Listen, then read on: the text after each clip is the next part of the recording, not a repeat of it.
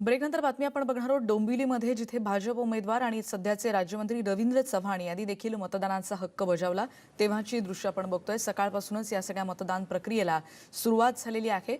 रवींद्र चव्हाण यांनी देखील काही वेळापूर्वीच मतदानाचा हक्क बजावलेला आहे।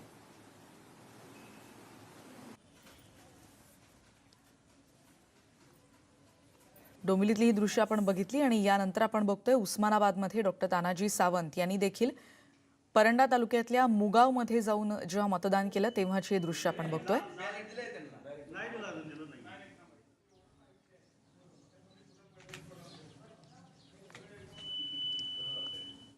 आणि यानंतर आपण जातोय नाशिकला, जिथे आमचे प्रतिनिधी प्रशांत बाग आता आपल्या सोबत आहेत। प्रशांत, राज्यभराचा आढावा घेतोय, काय म्हणताय नाशिक, आताची काय स्थिती?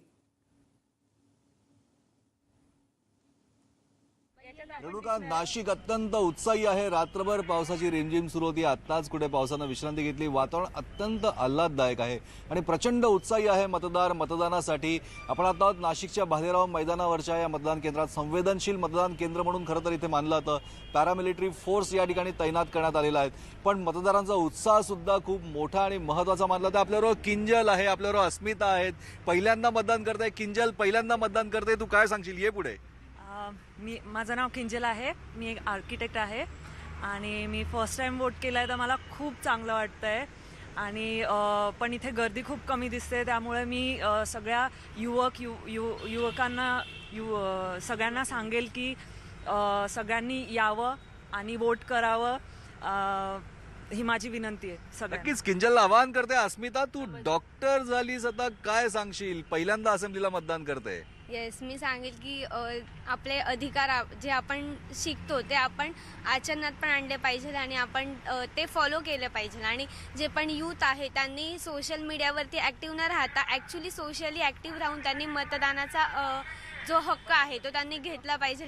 त्यांना त्यांचे अधिकार समजले पाहिजे आणि ते सगळं म्हणजे बाहेर काय चालू आहे ते सगळं बघून त्यांनी योग्य नेत्याला वोट केला पाहिजे, ज्याच्याने आपली पुढची जी पिढी आहे त्याला त्याचे नक्कीच बेनिफिट होते। नक्कीच रेणुका, आपण बघतोय की मी मतदान केलं आहे, तुम्ही मतदान करा। 35% युवा मतदार आहेत। सोशल मीडियावर युवक सगळ्यात जास्त ॲक्टिव्ह असतात, पण सोशल मीडियावर ॲक्टिव्ह असणं गैर नाही, पण त्याचबरोबर प्रत्यक्ष आपल्या देशाची लोकशाही बळकट करण्यासाठी, आपल्या राज्यामध्ये नवीन सरकार आणण्यासाठी प्रत्येक युवकानं बाहेर निघावं, मतदान करावं। आणि प्रत्यक्ष या सगळ्या प्रक्रियेमध्ये सहभागी व्हा, असंच आवाहन हे सगळे युवा मतदार करताना दिसतात। आपण नाशिकमधली ही सगळ्या